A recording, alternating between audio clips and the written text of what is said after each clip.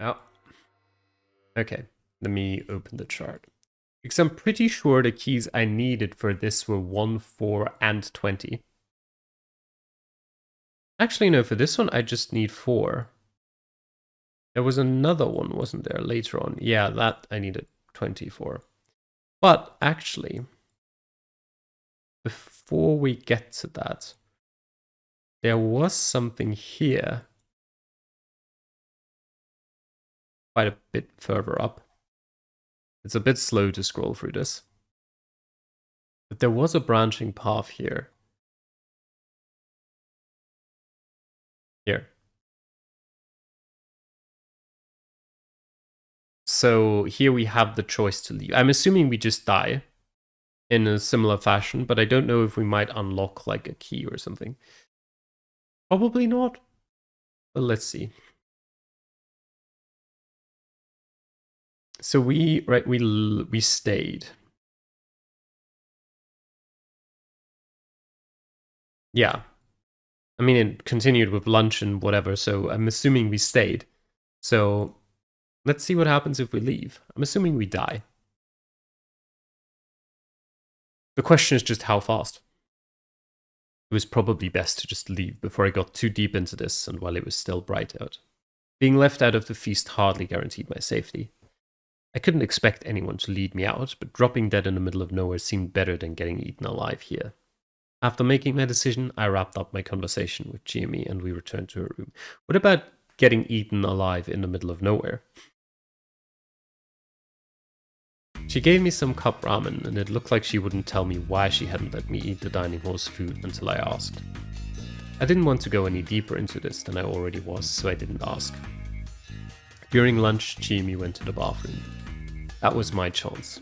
I took out a notepad, quickly wrote, "Sorry, I'm leaving," on it, took my stuff and left the room. Using the mist to my advantage, I passed the inhabitants and headed to the upper parts of the settlement. Alright, I got to the entrance to the mountain path. The road was unpaved and sided by 2 giant boulders, reminiscent of a torii without a top. I could see why everyone was afraid to go beyond this point. The humid mountain forest looked both gloomy and scary. But walking further seemed far less risky than staying in the settlement. I walked ahead, and soon had to stop. The road was ruined. A car would have been useless here. So this was why Mamiya and Hashimoto couldn't leave yesterday and had to spend the night in the van. However, I wasn't exactly heavy, so getting past this was easy. I had no idea why obstacles like this were enough to hold back video game characters. You could easily walk around it, holy shit. Yep. They could have it worse. There was that one game where there was both an obstacle and an impassable cliff-like mist. Yep. Anyway, I kept on walking. Most of the ground here was covered in dead leaves, ferns and moss, making it really slippery. I supported myself by holding onto nearby saplings, but I ended breaking a few branches. This mountain seemed completely untouched. Fujiyoshi's people clearly didn't do any forestry. I came across a very steep slope. Climbing up was impossible. I'd come this far avoiding slopes and following the road, but before I knew it, I'd lost sight of the road. It wasn't all that smart, but I decided to keep going up. Logic told me that I'd be closer to Kami Fujiyoshi the higher I got. Seriously, what was up with this mist? I couldn't see anything ahead of or behind me. I felt like I was swimming through rice water. Or perhaps milk jelly. It seemed like it was heavier than air and too dense to breathe in. I felt like it would congeal around me the moment I stopped moving. What was I thinking? This was reality, and this was just a mist. I walked up the desolate slope and kept walking. I had to constantly remind myself that this was just a mist and this was nothing but reality. I had no idea what happened in the end. Oh, okay. Bad ending number 4. That's very anticlimactic. Okay. I guess we move to key number 4.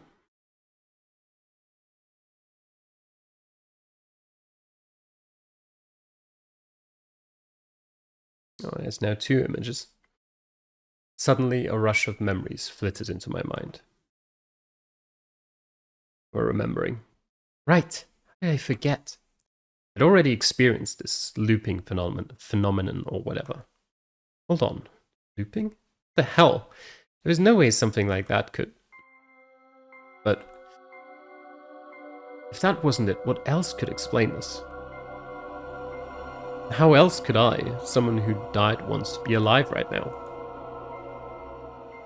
I had clear memories of getting caught up in some strange incident at Yasumizu and... Shit. Couldn't remember how it ended. It was like this last time too. My memories were all fragmented. But I did remember that I went to Yasumizu, met the people there, and died. Did I come back here or because I died? It was a ridiculous idea, but the pain and fear I felt back then was just so vivid and fresh in my mind that I couldn't simply dismiss it as just a dream or illusion. There was no point in lying to myself. I was here having experienced something that made me sure I'd died. It was an incomplete memory from the future. I had no idea why I had it, but I definitely did. I had to come to terms with it first and foremost. The gas tank wasn't empty, but my phone couldn't find a signal and was running out of battery, and my throat was a bit dry, exactly like last time. That meant that I was about to arrive at... Knew it. I really didn't want to meet that employee again, but from what I'd experienced, she was the only one I'd met before going to Fujiyoshi, so avoiding her probably wasn't a great idea. Her attitude was shit, but at least she always did what I asked. Though I really didn't want to drive down that unpaved road again. Hey. Once again, she greeted her customer in a borderline insane way. It actually made me kind of relieved, and I wanted to believe that was just some trick of the mind.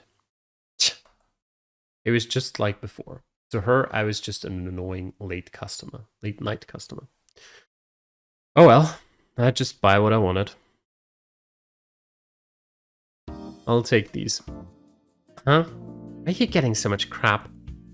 No reason. Yasumizu was just desperately poor and it had me worried. What was her problem? I was the customer. With this much stuff, she had to use the register. Still grumbling, she started scanning the barcodes. Once she was done, I paid and asked. I want to get to the nearest settlement. Do you have a map I could look at? Huh? No, we don't. Please, I need it. Just wait. She went through the staff door. Found it. I knew it. Here's this store. Go to the north of the crossroads. You'll find an overpass soon enough. Cross it. When you come back to a fork next to a giant boulder, turn right and head straight. But that's just a forest, isn't it? I knew that it was. There wasn't even a paved road there. Why'd she recommend the road anyway? If I'd crashed and died, it would be homicide by negligence. There's a settlement, it's just not on the map. That wasn't a lie. It wasn't weird for Yasumizu to not be on the map. It was a nearly abandoned settlement in the middle of nowhere. Why did she know about it? Did she live in Fujiyoshi or something? That sounds like it would be bad for my bike. What about this place, Fujiyoshi? It's a 2-hour drive through a shitty mountain path. Can I write that down? Sure. Where's the other closest town? Past 2 mountains. Man, I couldn't make any sense of the local distance measurements. I don't recommend going wild around these parts at night. Oh, actual consideration. Though it's hard to be grateful, she was the one who pointed me in the direction of that shitty road in the first place. Turning back takes courage too. Turning back, huh? I'll think about it. Thank you. Thanks for coming or whatever. Oh, by the way, got any interesting local drinks? I didn't see any in the drink aisle. Well, then we don't have any. I just thought you might have something in the back. Like hell we would. You at least check? Just wait. Found it. Seriously? She brought me a 500cc bottle with a black liquid inside. What is CC? The label looked written by hand and said wild plant cola. I expected nothing and got something huge. This place was amazing. Oh, sorry, but I got quite a lot of stuff. Do you have a rubber rope I could hang on my bike to hold it all? This ain't a hardware store. Could you go back to the back and check? I'd be happy if you just looked. Just wait. Found it. Seriously? Well, since we've come this far, I have a list here. Think you can see if you have anything on it? The hell? You got a death wish or something? You're saying you'd kill me? Please, I just want you to have a look. Wait here. Thanks. We had it all. What the hell is this place? It felt like she was about to kill me, but I successfully came out with pretty much all I needed. Then I just made a run for it. I opened up the weird wild plant cola. Looking up at the noisy light trap above, I took a sip. It was cool, intense, and had a strange grassy flavor. It wasn't too bad at all. I expected something totally gross, but it was actually a legit drink. Slightly disappointed, I looked at the ingredients. Cola and plant extract. Hold on, cola as an ingredient? Did they just buy cola and mix it in? And plant extract could be anything from fruits to poisonous plants. What the hell? Was this even safe to drink? Well, at least it tasted good. It was probably smart to just turn around and drive away. Entering Fujiyoshi means death. Turn back. Perhaps that was what the Loups were trying to tell me? Maybe I ought to listen? But was it really that easy? I had no real grounds for this, but if the cause of this strange phenomenon was somewhere in the village, perhaps I couldn't break out of the loop until I solved the mystery behind it. What would happen if I left then? Would I go on and live out the rest of my days only to die and come back here? Would I return to youth after years of being old? That part didn't sound half bad, actually. But was it really something I could just accept so easily? This is just speculation. But what if I actually hadn't moved an inch from that mountain pass? Was everything from then, now, and until death just an ant-mortem fever dream, and dying again would just bring me back there? If that was how it was, everything I'd do with my life from this point onward would be meaningless. Maybe I really should move on only after taking care of whatever was binding me. Also, how could I leave something so strange, unnatural, and incomprehensible and just return to the city? Oh, that's a lot of choices.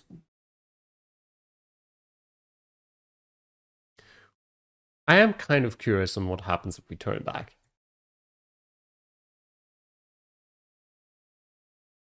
Until I'd finished my drink, the thing guiding me was my good sense, otherwise known as opportunism.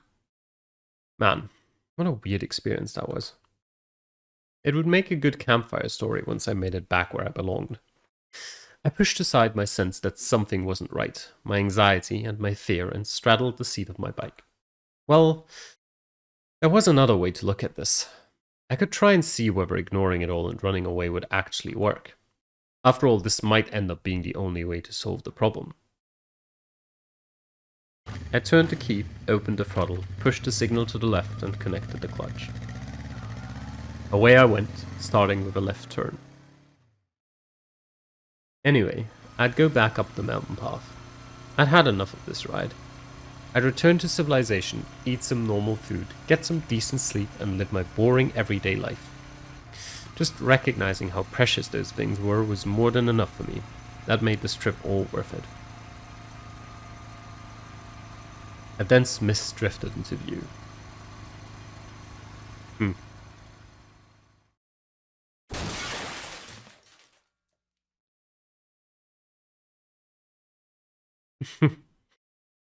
Bad ending number 6. That was quick. I mean, I expected something like this, but... Alright. Let me open the chart. Infiltration, huh? Alright. Then I guess we will go and pass by Fujiyoshi and see what happens then. As I finished my drink, the idea I had was barely different from just turning around and leaving. Are you saying I should expect the same end result? Maybe I could just pass it by? I was curious what would happen if I ignored Yasumizu, Fujiyoshi, and the clerk's warning and simply drove on past. Wait, why would anything happen? I'd just continue down the road, right? Why did I feel so uneasy then? After thinking for a moment, I'd arrived at a mindset of eliminating whatever options seemed wrong.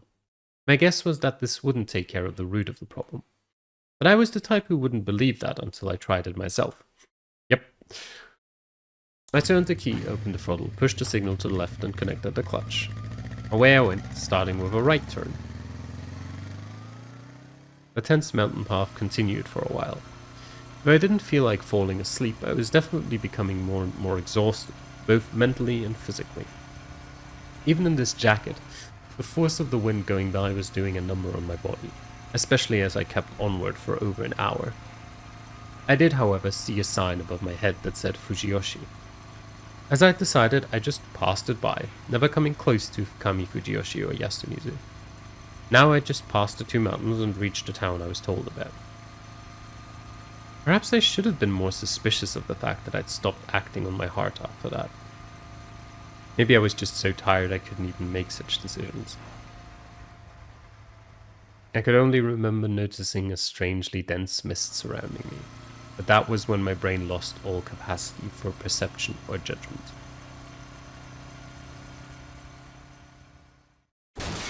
Yep.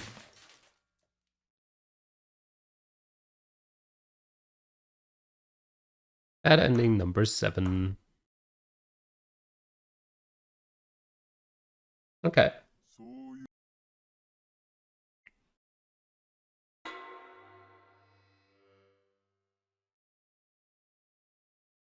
I figured it would come down to this.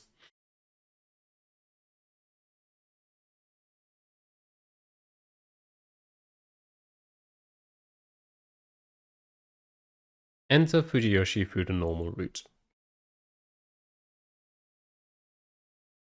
As I finished my drink, I made my decision. I'd return there. I'd face that tragedy again. Of course I was curious about this looping phenomenon, but I did recall what I'd thought during my final moments. It was something like, if only I'd handled this better. And for better or worse, this weird looping phenomenon had given me a chance to do just that. If I went about it all a bit better, perhaps I could get a better ending. Hisako Mamiya Yudai Hashimoto, Kanzo Makishima Yoshitsugu Oribe, Takumi Muro. The Old Man Who Cried Wolf, Chikamoshi Kamoshida, Rikaku Uematsu, Kaori Oribe, Kyunosuke Nosato, Meiko. Hell, even Yasunaga Oribe, Tai Yamawaki, and Haruma Kishima were just victims of some strange superstition. But I, Haruaki Fusaishi, could not delude myself.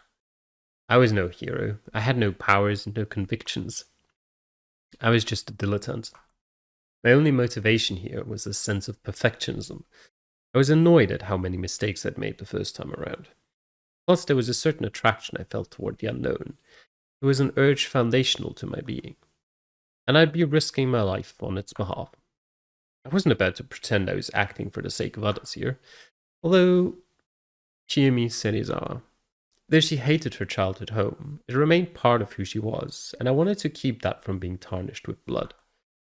That motive was perverse, forceful, selfish, lustful, and filthy, and I couldn't let myself forget any of that. I remembered the names of those I'd meet, and what I had to do. I turned the key, opened the throttle, pushed the signal to the left and connected the clutch. Away I went, starting with a right turn. You'll find an overpass soon enough. Cross it. When you come to a fork next to a giant boulder, turn right and head straight. I quickly came across it.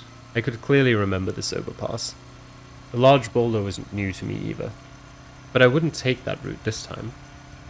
I just kept on driving, not lowering my speed for a moment. Full speed ahead. Oops, I pressed shift by accident. I drove on the winding mountain path. Strangely enough, my fatigue, though present, wasn't too bad, and my head was perfectly clear. I knew which route to take without even looking at my copy of a map. Or maybe I'd driven through here before? Perhaps this wasn't the first choice I'd made, but one of many. I couldn't be sure, and since my memories were so incomplete, nothing was certain. Still, they'd be an asset in the fight ahead. I wasn't going into this unarmed. I could no longer see the moon. If those memories held true, the rain would begin soon. End of the line. You know what I mean, right? You set the upload streaming limit alert message to on, didn't you? This is it, meaning you can only upload videos reaching up to this chapter. Well, you can actually go up to the choice that pops up after this, so prepare your goodbyes and stuff. Well, you know. I drove in darkness, but I could still make out a sign above me. The road wasn't wide, but I had decelerated and somehow managed a U-turn. There were no other cars, so no one would complain. I returned and looked at the sign. It said that driving ahead would have led me to Kachihara, while by turning right I'd find myself in Fujiyoshi. Finally.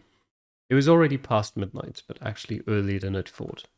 A 30-minute drive from this point would lead me to Fujiyoshi, or rather Kami Fujiyoshi, the place that wasn't too popular among Yasumizu's people. Ooh, that's a lot of keys. Oh, a house. My time estimate was more or less right. After 30 or so minutes, I began seeing houses between the hills and the trees. I eventually left the forest and could see as well as anyone could in the middle of the night. It was already raining, and I knew it would only get worse. I had to do something before that happened. There were next to no city lights, and not a single house I could see was lit up either. However, unlike Yasumizu, the destitute place where most of the houses had been built from wood, the houses here were modern. The road was well paved too. I could even see some bus stops and vending machines, emphasizing that this was modern Japan. Even if they have an inn or something, I doubt they'd accept someone barging in so late. Some would think there was a way for me to at least get a roof over my head, but I knew that was just a city dweller misconception. Same went for the idea that rural folk were nice enough to let you stay if you just asked nicely. That was just pure delusion. In actuality, rural areas were subject to local legends and traditions, with many of the residents believing good, peaceful lives were only possible thanks to their protection. Of course, that wasn't always wrong, but that was also the reason why many rural people were so cold to outsiders. Hell, this was a village so behind the times it still had a settlement for the ostracized, which they discriminated against so badly. This place was probably even more insular than your average rural village. They wouldn't take kindly to an outsider like me and would probably be wary the entire time I stayed here. I could only imagine how strongly they'd react if some brown-haired man suddenly drove in on a bike and... "Hey, what are you doing? Stop right there, get off and come with me." Was I some sort of idiot? Like the city boy I was, I just went in there thinking it would all just work out. And now I'd caught the attention of a police officer. Well, I doubted he'd arrest me or anything, but the fact that there was some weirdo who invaded the village in the middle of the night would spread among the people here in less than a day. Now I'd be treated like a criminal if I wanted to talk to anyone here. The officer looked middle-aged, but what stood out about him was the fact that he seemed like the most generic meathead old man from the countryside. He told me to sit down here and wait until he came back. I could only imagine the chewing out I was in for. Still, I was pretty sure that passing Kami Fujiyoshi was one of the main conditions here. I could clearly remember. I had memories of this. Hisako Mamiya and Yurai Hashimoto came there through the normal route, and they weren't considered a problem. They died on the first day of the feast, but that wasn't because they were outsiders, they just violated the feast's rules. They either hadn't cleansed themselves, sheltered all alone, or dreamed. My assumption was that before it had all happened, they'd stayed at an inn in Kami Fujiyoshi. They'd only come to Yasumizu on that day for the sake of an article. Unfortunately for them, the mists came and the landslide happened, making it impossible for them to go back to Kami Fujiyoshi by car. Then everyone started sheltering, and no one came to help them. Forget the outsider. Old man Konzo and I'll check the other places. Stop wasting time and go back to yours. Yeah, even Takumi had tried to cut me off because I was an outsider. Giving me a way to survive, however improvised, was probably a huge risk for Shiemi. I had to keep that in mind. Back to the journalists though. They'd ended up abandoned in a village plaza, clueless about what was happening. What had they done then? They'd obviously chosen to spend the night in a van. I had no idea how Hashimoto and Mamiya fit in there together, but since they hadn't slept alone, they'd broken the shelter rule. Hell, I wasn't sure if the van was a valid source of shelter to begin with, even if locked. That was probably why Hashimoto's body was found with the van. And since Hisako Mamiya had probably roamed around at night, she'd broken the dream rule. I had no idea why she'd gone outside, but it could have been something simple, such as nature calling or a search for a better place to sleep. Of course, as a journalist, she might have smelled a scoop in this ominous village and gone out to gather info. Not to mention they couldn't have taken a bath in their situation, so they obviously hadn't cleansed themselves. And so she died at the hands of that thing. Now, about what had happened to me. I died once after leaving the outdoor toilet. Dying because I'd gone outside was understandable, but honestly I wasn't sure if that toilet even counted as inside. I'd bet that it didn't. And of course I hadn't bathed or slept, so I broke all the rules. And yet I'd survived.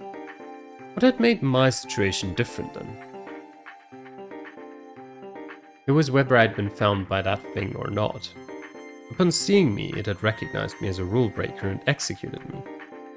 But when it hadn't found me, I'd survived despite breaking all the rules. That meant that the sheltering law was simply a method meant to keep the werewolf-like thing from finding you. The time I had survived, I tried to force its way in, but failed. Nothing had happened to me because I was locked in, but if the lock was broken or something, I'd have been found and killed easily. Basically, you could avoid the monster by just properly locking yourself in somewhere. Meiko was proof of that. She was a lost child who'd come from the hated Saranaga, but she'd survived all the way up until the end, without succumbing to the corruption. That meant the important thing there was to get a lockable residence in Yasumizo with a bath. And that was exactly why arriving via the normal route was necessary. If I'd come from Saranaga again, most of the inhabitants would treat me with distrust and disgust driving me away. But if I was a person who'd arrived through Kami Fujiyoshi, for whatever reason, they'd be willing to accommodate. Meiko was probably only given a place because she was young and because Rikako Uematsu had protected her. I couldn't expect similar treatment. Rikako Uematsu preemptively gave a house to Meiko? To a small child like her? That made it seem like she knew the mists and the feast would come.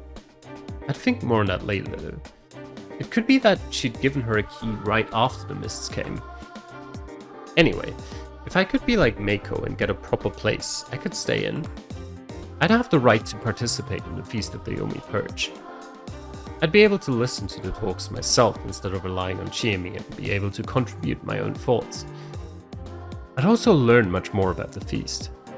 That would mean a lot, considering that some people there, especially the elders, wouldn't want to talk about Yasumizu's problems to those outside the feast. A part of me wanted to avoid another tragedy, but a part of me that wanted to find out what was behind this mystery was equally strong.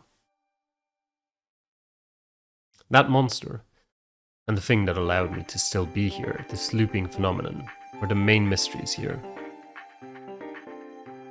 Though I did have some questions about the monster. It hadn't found me when I'd locked myself in that toilet. It was probably just curious why it was locked in. Couldn't a monster with a wolf head just track me by scent? Why did it half-ass the job? Its failure to eliminate me only made the inhabitants more suspicious of me. There were no feast laws regarding outsiders. That was why it was best for us to just not be present. Looking at the current laws, those who didn't have a place to stay were outsiders, and they had to be removed because of that. The system worked fine for the most part, but then there was me, a proper breach.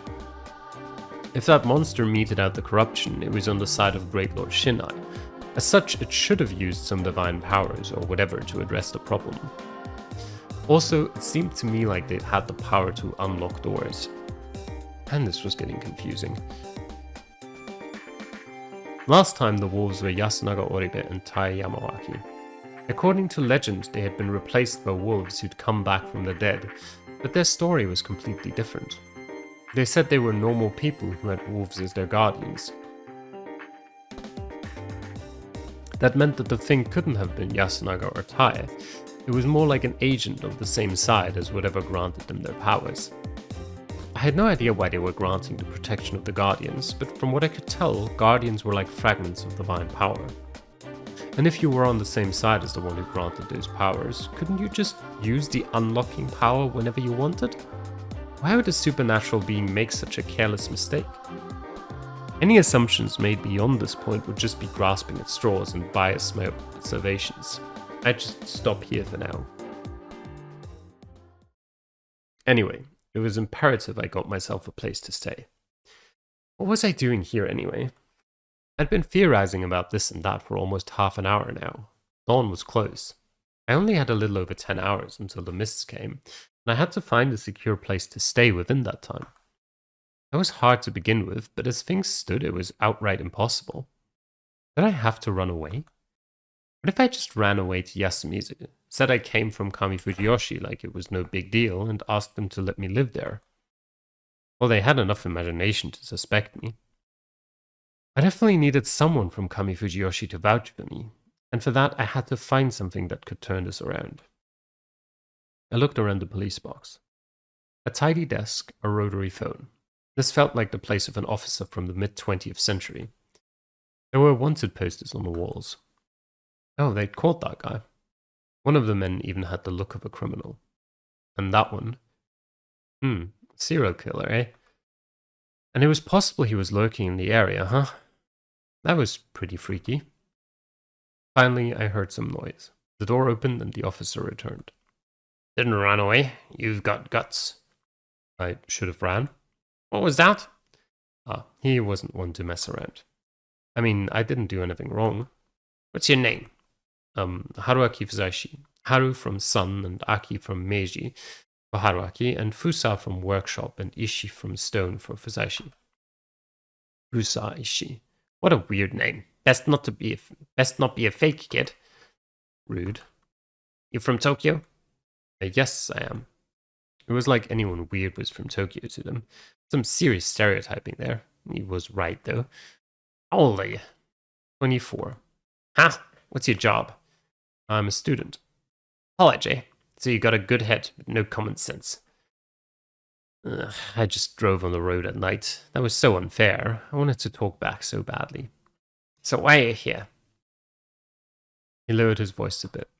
That was the main matter here, and how he treated me would change depending on my answer. What angle did I have to take? Okay. I guess we got lost. I went on a bike trip and lost my way. I just told him the truth.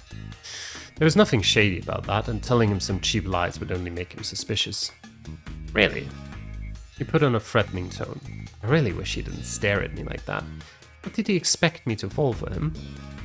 Really, I'd been wandering around the mountains for hours before finding a convenience store. An employee told me about this place. Convenience store? They told you to come here? She hadn't told me to go to Kami Fujiyoshi, but she had told me about Yasumizu. I'd just tell the truth until the end. She told me about a settlement in the mountains that's not even on the map. I kindly refused, and then she told me about here. That's strange. Is there a settlement like that? Beats me. That was clearly an act. He looked away. And this guy was honest. Well, I get it. There's nothing special about you, huh? Yes, I see. Well, you should stop going around at night and disturbing the peace like that. I'd have appreciated an apology for treating me with so much suspicion, but I had more important things to talk about. Anyway, would you mind if I spent the night here and... Alright, I'll show you the way to the road. Uh-huh. But I'm so tired. If you can't complain, you'll be just fine. My fuel is running low. I'll give you some from my scooter. I don't feel so good. And you should hurry up and go. Is something going on here? Nope. He wasn't even looking into my eyes as he said that. He'd gotten on his scooter and saw me off until the crossroads. Man, what a great guy. I didn't expect him to go this far. Yeah, right, why the hell did he want me out so badly? Well, at least the rain stopped. This was the only good thing about this. Was this some special time of the year when the presence of outsiders was bad? Was it worth chasing me out, even if it seemed unnatural? That seemed like a decent guess. Even if the mists hadn't shown up for decades now, if the legends were deeply rooted in local culture, there would still be related traditions alive. Or maybe he was sure something bad was going to happen? Excuse me. Or was he on the side that would make it happen? Did they have a means to create such a dense mist? Mists happened when the air cooled and the water vapor in the air couldn't stay gaseous. Gaseous? I don't know. It was basically small water droplets. The mechanisms by which they worked could easily be replicated in a lab. They even did it on educational TV. Though I found it hard to believe they could reproduce a scale vast enough to hide an entire settlement. They'd need some device that would no doubt be large and heavy. It would have to be in the Saranaga Rapids, of all places. Though I'd only been to Saranaga when I couldn't see anything, either because it was at night or misty. If the mist was made by some huge machine put there by Kami Fujiyoshi people, I'd be really pissed, to say the least. Though Takumi did say he'd had to pick up corpses from Saranaga. Even if it was forbidden ground, it wasn't likely they could just install a device like that there without anyone noticing. That was how it was in some novel, wasn't it? The corpse was there to begin with, but they just couldn't perceive it. I'd have liked to believe in something a tad more realistic. In the end, I had to keep going toward the area called Kachihara. Maybe I'd get to rest there? If I returned the next day, the cop would surely snap at me. Would I even go back? The fatigue was getting the better of me. I knew it was a good idea to stop, but... No, I actually didn't know it. I wasn't able to think straight. Mist? Now? Was it artificial? No, that didn't make sense. My mind was hazy and I could no longer make sense of anything. And we're gonna die again. Yep.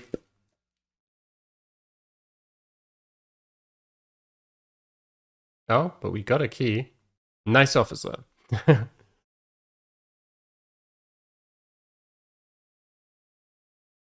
Bad ending number 8. I guess we'll get another key from the other choice. Need a chart.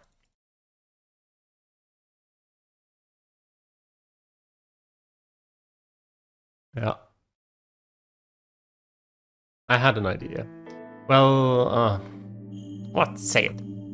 I heard that the girl I dedicated my heart to lived somewhere around here, so I came looking for her. There. He acted like he didn't care, but he was definitely interested. Here in human society, love stories were a supreme form of entertainment and a good excuse for doing all sorts of weird things. Anything was possible when a girl, or a guy, was involved. Well, you say that, but no one here actually went to Tokyo. We met elsewhere. Oh? When I went to Karuizawa to recover from the after effects of the bird flu... Okay, you're stretching it now, Haruaki. And so I wove for him a dramatically majestic story of how I'd grown close to the woman I'd dedicated my life to. The cop was really into it. He looked like he didn't care at first, but by the time I got to the part where she first invited me to her house, he displayed a childlike enthusiasm. Eventually we became true lovers, but she said she couldn't throw away her childhood home, which led to a tearful goodbye. At that point, the cop was fully invested in the girl returning back home. So you threw away the city and came after her, eh? Oh. He smiled like he was about to pat me. I definitely captured his heart. But was there a girl like that here? What's your fiance's name? There it was. Everyone in rural areas knew each other, so trying to make up a person wouldn't get anywhere. But that wasn't a problem for me. I had the perfect name in mind. She's Chiemi Serizawa. Get out. Huh? Get out, right now. He stood up and approached me so menacingly I felt he was about to attack me. In the end, he jumped on his scooter and led me to some crossroads, clearly intent on getting me as far away from Fujiyoshi as possible. I was now heading toward the so-called Kachihara area. The rain had already stopped, but it was tiring to drive along the still slick asphalt. And then he crashed. Oh, I knew Chiemi and Fujiyoshi were distant, to say the least, and since she'd been out of the village, they couldn't have known what she'd been up to. I felt that would make my story more believable, but what the hell was that reaction? The thing that had set him off was Chiemi's name. She told me she almost killed someone with a bat. Was her reputation that bad? Even if it was that the right reaction to make? You'd expect something like, I really think you shouldn't, and the like. Was it because she was from Yasumizu? That would make sense. If they didn't want outsiders to know about Yasumizu, it would make sense for them to chase away anyone coming to meet her. But that only made them look more suspicious. Anyway, what now? Maybe I'd try coming back again after getting some rest at the nearest town. But from what I could tell, entering Yasumizu from Kami Fujiyoshi wouldn't be as easy as I'd first thought. The fatigue was getting the better of me. I knew it was a good idea to stop, but nope. Missed time.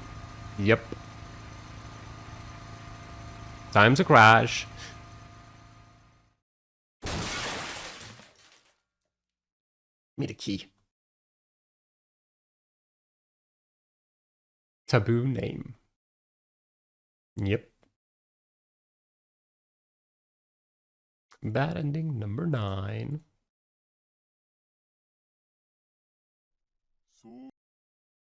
And now we can unlock that one response.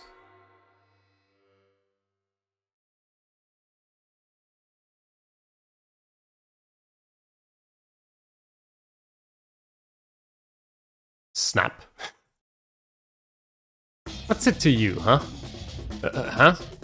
This is Japan. We're free to go wherever. I can be wherever I want, whenever I want, damn it. What the hell's up with you? I'm tired of dying, damn it. I know I came back, but dying really hurts. You damn punk. I knew this route's a dead end too. What next then? You want me to dance naked? Some taste you've got there, God. I dare you to do it, you shit. Just shut up and let me stay here. Then let me go into Yasumizu and make it look normal. Ah! Ah, he went crazy. What the hell? Hello? Hello? Alright, I'll shoot him. Ah!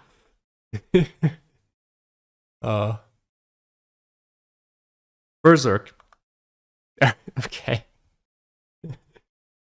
Bad ending number 10. Okay. He was like, screw this.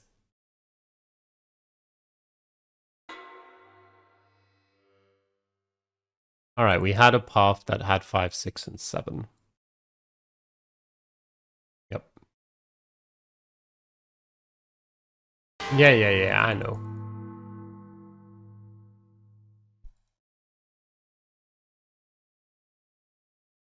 Drink booze from convenience store. Let's go. I stopped my bike. Then I flipped out the kickstand and locked it in place. After opening up the toolbox under the seat, I hid my license, ID, and business card. Anything relating to me, basically, inside it. Kami Fujiyoshi was just ahead. If I came in like that, the officer would surely catch me and then chase me away. I had to find another way to convince that old man to let me stay. I reached into the bag of stuff I'd bought in the convenience store and took something out. It was a cup of refined sake. I quickly gulped it down. It's so bad. Cheap or not, just chugging sake like this was plain disrespectful. No trying this at home, kids. Not that kids could drink anyways. Well, they can. Unfortunately, my life and fate and whatever were on the line here. Next cup. Third cup. 4. Huh? The hell are you? A drunk? Never seen you here before. Yep. Yeah. Oh, you reek. Where are you from? Why are you out so late? Yeah. Alright, just come with me. Yeah, I realized this. This man always let me go, as long as I was good for driving. And then it was best to just not talk at all and come all drunk. Woohoo, woohoo. Shut up, dumbass. You're disturbing the neighbors. 12th of May, Monday.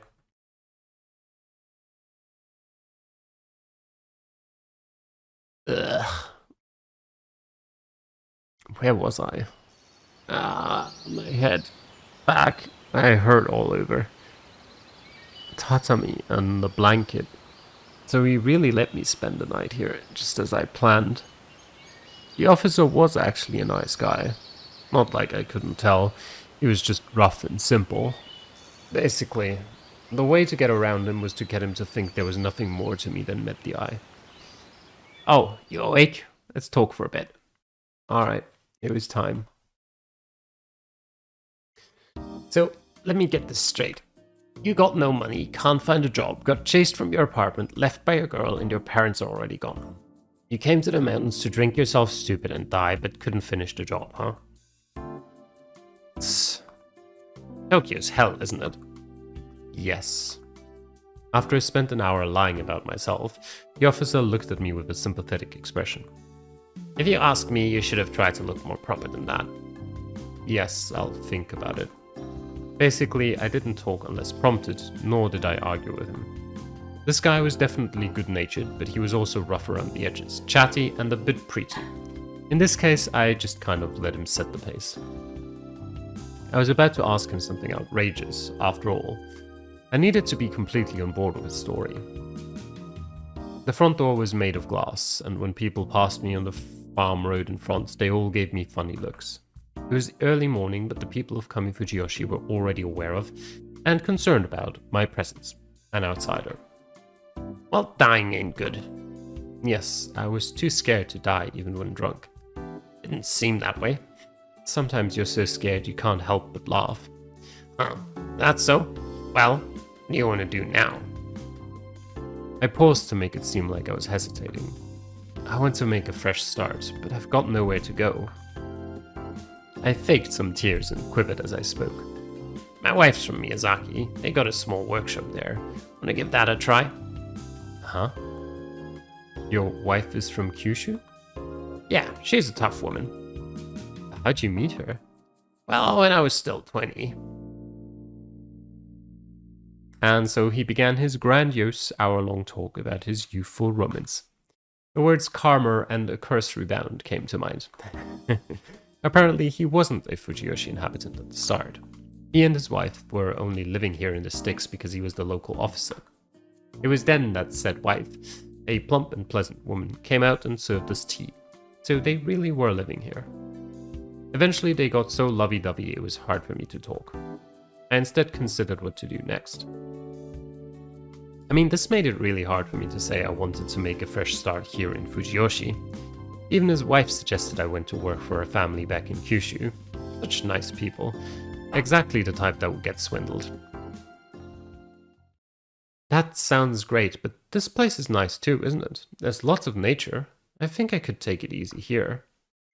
Oh, but it's so inconvenient. It's all surrounded by mountains. I have a feeling like I was brought here for a purpose. Like maybe I'd meet someone. Well, you did. You met us, didn't you? Damn, she was a tough one.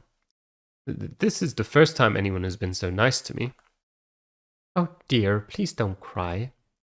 I want to pay you back. Can I work somewhere in this village?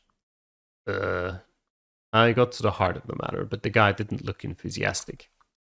His wife left the room, leaving behind the two of us and an awkward silence. I don't think you should. Huh? I mean, this place is full of old people, and it's not like we have any local exports or anything. The most you can expect is odd jobs, but that's good enough for me. I don't even need any money. That's great and all, but there's a town not far from here. I want to work here. Well, how do I put it? The people here are a bit strange, you see. He went and said it. Listening to his story had made me guess that he wasn't under Fujiyoshi's sway to the degree others were. They'd lived here for 20 years, but in some small ways they were still outsiders. The bitterness in his expression was more than enough to give me that impression. Strange? Forget I said that. Anyway, don't take this the wrong way, but you should find some other... Suddenly I heard a sound coming from the outside. It was a town broadcast. Some speakers somewhere in the village were playing some unclear music, and it was... Oh, that surprised you? It's the sign that it's 7 o'clock. Yep, I had heard this music back in Yasumizu. It was both a children's song and a playground singing game. Teammates said it was called Prayer to Shinai. So it was a song revering Great Lord Shinai. But from what I remembered, it was about the feast of the Yomi Purge. It's a strange melody. I forgot what it's called. It's been around here for generations. So the village as a whole had inherited it. There wasn't anything strange about that, really. Even if its roots were in a cruel legend, the passage of time would eventually erode said legend's significance. Just introduce something like a wolf bullying festival and it would be nothing more than a decent song to serve as a warning alarm for the villagers. But that was only true if the legend's meaning had been forgotten. What happened next was shocking, even to someone who had their suspicions about the nature of this place. One by one, people started coming out of their homes, forming a crowd. The road before the office was full of people traveling from right to left. Where had this many people even come from? I couldn't get any good looks at their expressions. They were all hanging their heads despondently. Are they just tired? What's going on? They're going to the watering hole. Watering hole? The eatery. Everyone eats breakfast, lunch, and dinner there. That was it. That's a bit weird. Yeah, it's got something to do with there being a ban on using fire because it could burn the mountain, so the watering hole did it in secret.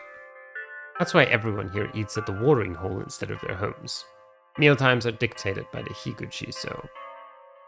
What about us? The door suddenly opened up and I heard a soft voice I didn't recognize. Surprised, the officer and I turned around. It was a man in a suit, average build. His face was round and he looked a bit shy of middle-aged. It's nothing, Higuchi. And it turned out he was a member of one of the 4 head families here, the Higuchi. That was the family Kaori Oribe had married into, but when her husband, the family's head, died, she was sent to Yasumizu. That means this man was related to Yasunaga and Yoshitsugu. I couldn't see a resemblance. I was definitely intrigued, though.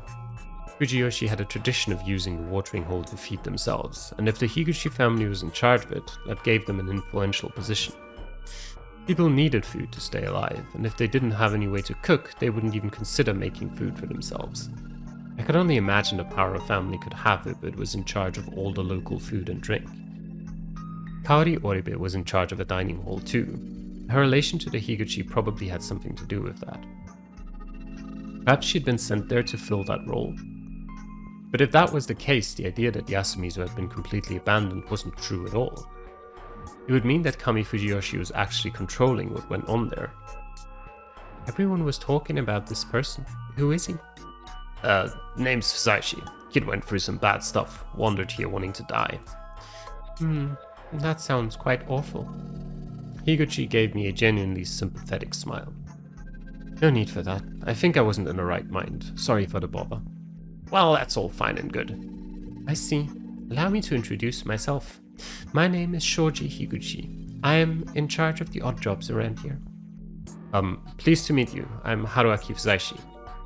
You are quite stylish. A hunk, as they say. I wouldn't say so. May I ask what you were talking about? We're about to eat. Can't you leave it for later? Ah, I forgot. You always make your own food. Oh, but have you had breakfast yet, Fusaishi? Care to join us? My family runs an eatery. We can treat you. It might also be a good chance to talk. Don't worry, looking after Fujiyoshi is part of my role. I'd like to know everything there is to know about what's happening here. He looked gentle and easy to get along with, but also like someone I had to watch my step around. He just walked right up to the local police officer and asked him for information like it was a casual request. It was clear who was in charge here. I gave the officer a glance out of the corner of my eye, but he'd stopped talking. I felt like the conversation I had with him could have led me to sharing breakfast with him and his wife, but he hadn't said anything about Shoji Higuchi inviting me. It was like he was telling me to accept it. Or perhaps there was just no point in trying to refuse. May I? Even so, I did ask for his permission. Can I have him after breakfast? But the officer didn't even want to talk to me anymore. There's still some things I'd like to ask him. Perhaps Fujiyoshi was a place where, in his presence, you couldn't even have a conversation without him involved. Yes, of course. Anyway, it was decided. And that's where we will end today's episode. Interesting developments. We'll see how it continues. So yeah, I hope you enjoyed watching. Thanks for doing so, and I will see you all again next time. Till then, bye bye.